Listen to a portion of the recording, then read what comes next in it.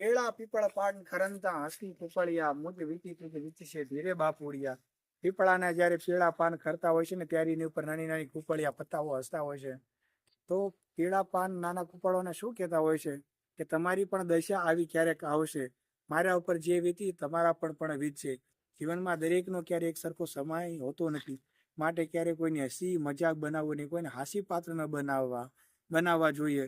કારણ કે દરેકના સમયમાં આવા નાના મોટા ફેરફારો થતા જ હોય છે. અને પછી તમે જેમ જેમ વૃદ્ધાવસ્થામાં જાઓ છો એમ તમારું શરીર પણ નિર્લજ બનતું છે.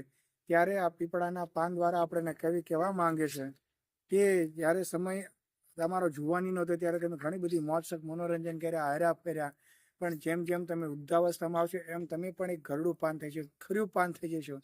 એટલે ઘણા અત્યારના યુવાનો હોય છે કે જે વૃદ્ધ માણસોની ક્યારેક માન સન્માન નથી જાળવતા અથવા તો એમનું અપમાન કરી દેતા હોય છે.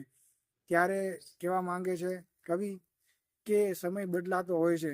હંમેશા આપણે દરેક વૃદ્ધ માણસોનું માન સન્માન જાળવવું જોઈએ, તેમની ઇજ્જત કરવી જોઈએ, તેમની ગરિમા સાચવવી જોઈએ અને એમને આપણે ઇજ્જત આપવી જોઈએ. એમને જે જીવન જીવવું છે એવો સમય આપણો પણ આવતો છે.